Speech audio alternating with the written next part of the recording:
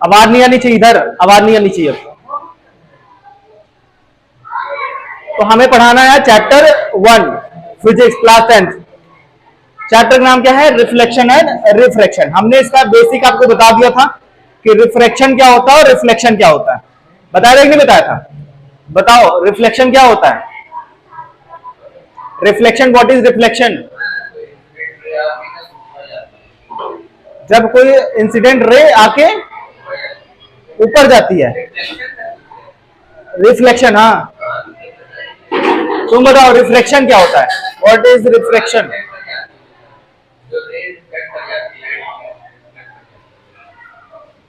देखो आगे हमने पढ़ना है आज क्या?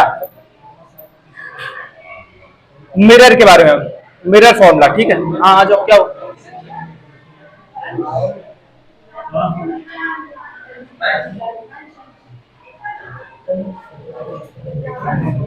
मिरर फॉर्मूला पढ़ना है। देखो ध्यान से, अगर मैं देखूं तो ये वाली रे कौन सी होती है? Y axis. ये वाली क्या होगी? Y axis. और ये वाली क्या होगी? X axis. और इसे क्या बोलेंगे? X dash axis. और इसे वाई एक्सिस डैश। याद रखो इस चीज को। कोई भी ऑब्जेक्ट रखा होगा, कोई भी ऑब्जेक्ट रखा होगा, वो हमेशा नेगेटिव रहेगा। पहली चीज है, कोई भी ऑब्जेक्ट किस तरफ रखा होगा? Left side. किस तरफ रखा होगा? Left side. कोई भी ऑब्जेक्ट रखा होगा, कोई भी ऑब्जेक्ट होगा कहां? लेफ्ट साइड होगा। और कैसा होगा? नेगेटिव होगा। कैसा होगा? नेगेटिव होगा। पहली चीज ये। अगर देख रहा हूं मैं तो इस तरफ वाली जितनी चीज, जितने नंबर होंगे इस तरफ वाले, वो ऑल नेगेटिव होंगे। कैसे होंगे? नेगेटिव होंगे। इस तरफ वाले जितने भी नंबर रखे होंगे इस तरफ वाले राइट साइड, वो ऑल पॉजिटिव होंगे। और इस तरफ वाले ऑल नेगेटिव, है ना? नेगेटिव। और इस तरफ वाले ऑल पॉजिटिव, पॉजिटिव। और इस तरफ वाले भी क्या होंगे? पॉजिटिव होंगे। इस तरफ वाले भी पॉजिटिव होंगे। तो बताओ, अगर मैं बात कर रहा हूं इस चीज की, इस डायरेक्शन की बात कर रहा हूं, इस वाले कंपोनेंट की, इस तरफ वाला क्या है? ऑल नेगेटिव है। कैसा है? नेगेटिव है। और अगर मैं इस कंपोनेंट की बात कर रहा हूं तो कैसा है? पॉजिटिव है। कैसा है? पॉजिटिव है। समझ में आ रहा है कि नहीं आ रहा है? कोई भी ऑब्जेक्ट किस तरफ रखा होगा? Left side. कैसा होगा? नेगेटिव होगा। समझ में आ रहा है? टेस्टर कहां गया?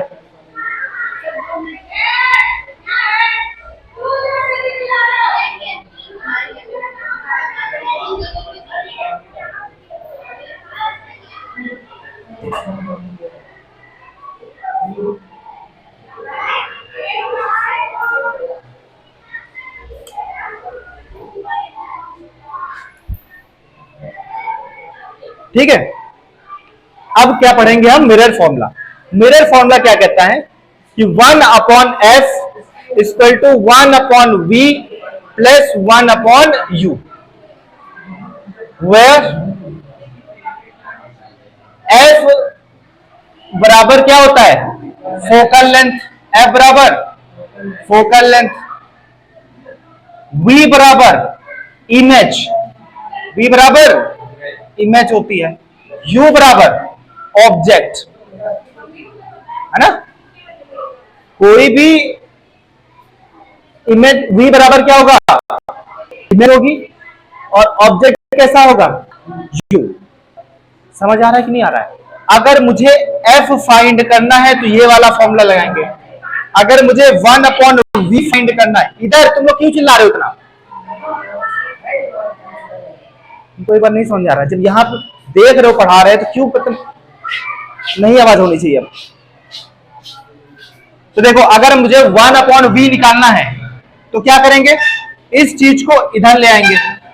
या इस चीज को एक काम करो, इस चीज को इधर ले आओ, तो क्या हो जाएगा 1/f माइनस 1/u। ये क्या निकल गया, v निकल गया। अगर मुझे क्या निकालना है, u निकालना है। क्या निकालना है, u निकालना है। तो मैं क्या करूंगा, 1/u बराबर 1/f माइनस 1/v कर देंगे, माइनस 1/v। तो ये एक फॉर्मूला हो गया। ये तीन फॉर्मूले हमारे बन गए। कौन कौन सा बना, अगर मुझे f की वैल्यू निकालनी है तो 1/v प्लस 1/u। अगर v निकालना है तो 1/f माइनस 1/v। अगर मुझे v निकालना है तो 1/f माइनस 1/u। तीनों कंडीशन में पूछ सकता हूं। समझ आ रहा है कि नहीं आ रहा है? ये तुमको इतने बड़े बड़े दिख नहीं रहे अभी तीनों कंडीशन, थप्पड़ मार दूंगा खींच के। जब यहां पे मैं दोबारा भी बताया ना मैंने, एक कंडीशन, दो कंडीशन, तीन कंडीशन, और मैं पूछ सकता हूं, याद रखना इस चीज को। बताओ u क्या है, u क्या है, इमेज है कि ऑब्जेक्ट है? ऑब्जेक्ट है। v क्या है, इमेज है। समझ आ रहा है, कोई दिक्कत? अब क्या पढ़ेंगे, मैग्निफिकेशन। क्या पढ़ते हैं, मैग्निफिकेशन। हेडिंग डालो मैग्निफिकेशन।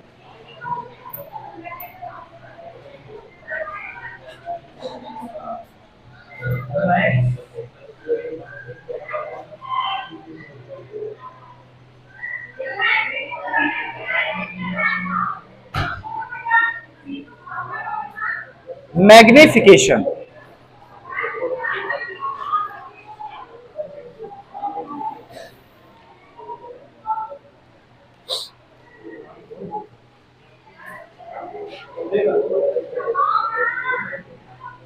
देखो ध्यान से, अगर मैग्निफिकेशन की बात करें तो ये रिप्रेजेंट किससे होता है, स्मॉल m से। रिप्रेजेंट किससे होता है, स्मॉल m से।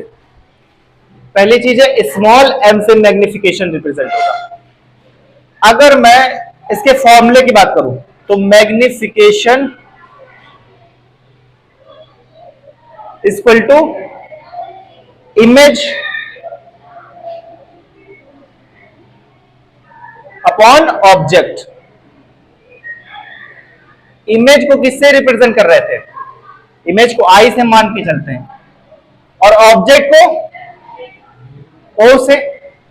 अब अगर मैं बात करूं तो आई अपॉन ओ हो सकता है, लेकिन इसके बराबर इमेज और क्या होती थी, इमेज और क्या होती थी, वी।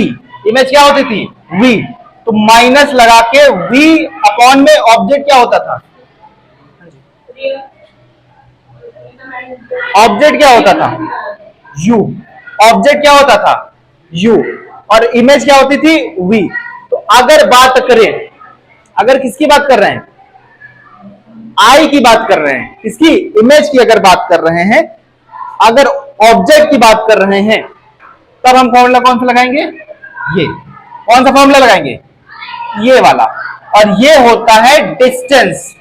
क्या होता है, distance of image, distance of image. और ये क्या होता है, डिस्टेंस ऑफ ऑब्जेक्ट। समझ आ रहा है कि नहीं आ रहा है? ये डिस्टेंस पे लगाएंगे और ये नॉर्मल इमेज पे लगाएंगे। तो मैग्निफिकेशन का फॉर्मूला क्या है, मैग्निफिकेशन फॉर्मूला क्या है, दो है। एक तो है I upon O, object upon, sorry image upon object. और अगर डिस्टेंस के थ्रू बात करें तो क्या है, माइनस। याद रखना क्या लगा है, minus v upon you, minus v upon you. समझ में आ रहा है कि नहीं आ रहा है, कोई दिक्कत? लिखो इसको फटाफट।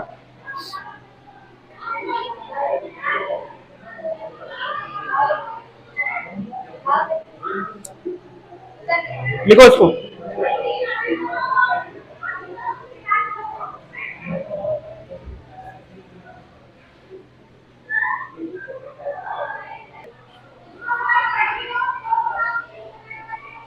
चलो देखते हैं आगे। हेडिंग डालो, law of reflection. Law of reflection. देखो लॉ ऑफ रिफ्लेक्शन में हमें फाइंड करना है स्नेल लॉ। कौन सा लॉ? Snell law. अब ये स्नेल लॉ क्या होता है उसको देख लेते हैं। इसमें कहता है कि दो मीडियम है। कितने मीडियम है? दो मीडियम है। मान लेते हैं ऐसे एक मीडियम 1 है और एक मीडियम, ये वाला मीडियम कैसा है? 1 है और ये वाला मीडियम 2 है। इस मीडियम में रखी है एयर। इस मीडियम में क्या है? एयर है। और इस मीडियम में क्या है? वाटर। इस मीडियम में वाटर। एयर को रिप्रेजेंट किससे कर सकते हैं? ए से। एयर को रिप्रेजेंट ए से और वाटर को रिप्रेजेंट डब्ल्यू से। अब याद रखो इस चीज को, यहां पे पानी है,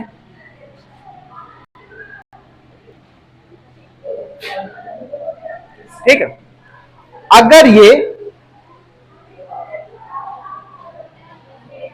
ऐसे आ रही है कोई इंसिडेंट रे और ये ऐसे टकरा के चली जाए तो ये कौन सा लॉ हो जाता है? Reflection law. कौन सा लॉ हो जाता है? रिफ्लेक्शन लॉ हो जाता है। अब हम रिफ्लेक्शन लॉ को हटा के क्या कर दें? रिफ्रैक्शन कर दें। क्या कर दें? रिफ्रैक्शन कर दें। भाई देखो मीडियम 1 भी था उसमें और मीडियम 2 भी था रिफ्लेक्शन में। भाई ये मीडियम 1 हो गया और ये वाला मीडियम 2 हो गया। अब रिफ्लेक्शन में क्या होगा? मीडियम 1 ऊपर होगा और मीडियम 2 नीचे होगा। तो ये वाली लाइट कैसे जाएगी? ऐसी चली जाएगी और ये हल्की से तिरछी हो जाती है। तो आने वाली लाइट क्या होती है? इंसिडेंट। और जाने वाली लाइट रिफ्लेक्टेड। तो ये वाला एंगल आई एंगल और ये वाला एंगल आर एंगल। अब इसी को इसने क्या डिफाइंड किया? इसने कहा है कि भाई दोनों एंगल ऊपर नीचे क्या है? इक्वल है। क्या इक्वल है? नहीं है। भाई अगर ग्लास में पानी भरो, कांच की ग्लास में, उसमें से पेंसिल डालो तो वो तिरछी नजर आती है। तो कौन सा लॉ हो जाएगा? रिफ्रैक्शन लॉ हो जाएगा। कौन सा लॉ? अगर वही कांच की कोई प्लेट लो और उसमें लाइट मारो, रिफ्लेक्टर आ जाए, वो कौन सा लॉ हो गया? Reflection law. तो रिफ्रैक्शन और रिफ्लेक्शन समझ में आ रहा है कि नहीं आ रहा है? तो इसमें कह देता है कि भाई साइन आई अपॉन में साइन आर और इक्वल टू क्या हो जाता है? कोई कांस्टेंट हो जाता है।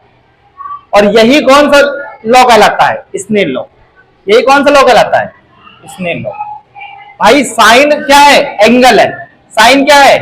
एंगल है। ये कैसा है? ये कौन सा एंगल है? साइन है। और sine I upon sine R और कांस्टेंट की जगह क्या ला सकते हैं? साइन आई अपॉन में sine R equal to constant N को ले लेते हैं। कांस्टेंट क्या है? एन है। और यही लॉ कहलाता है। कोई कंफ्यूज है? बताओ समझ में आ रहा है कि नहीं आ रहा है? तो अगर मैं पूछूं लॉ ऑफ रिफ्रैक्शन क्या है तो इसमें दो मीडियम होंगे, एक मीडियम 1 और एक मीडियम 2। मीडियम 1 में एयर मान लो या फिर ग्लास मान लो, ग्लास मतलब कांच। दूसरा मीडियम वाटर मान लो या फिर क्या मान लो? एयर मान लो। मीडियम 2 को होना जो कंपलसरी है, मीडियम 2 होने चाहिए। तो ये वाला मीडियम 1 हो गया, ये वाला मीडियम 2 हो गया। इसमें एयर हो गया, इसमें वाटर हो गया। लाइट को रिफ्लेक्ट करके रिफ्रैक्शन कर दिया और sine I upon sine R equal to constant, ये हमारा स्नेल लॉ हो गया।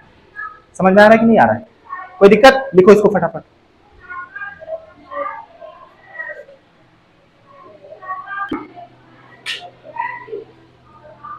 ठीक है, तो आगे का जो नेक्स्ट लेक्चर हम डिस्कस करेंगे कौन सा? रिफ्रैक्टिव इंडेक्स के बारे में। इसके बारे में रिफ्रैक्टिव इंडेक्स, रिफ्लेक्शन नहीं है, रिफ्रैक्टिव इंडेक्स इसी का, ये वाला। इसमें क्या आ जाता है? इसमें आएगा तुम्हारा ये वाले समथिंग समथिंग ऐसे पूछेगा, ANW है ना, WNG, इस तरीके से न्यूमेरिकल आएंगे। समझ में आ रहा है कि नहीं आ रहा है? तो नेक्स्ट लेक्चर में से कवर करेंगे हम।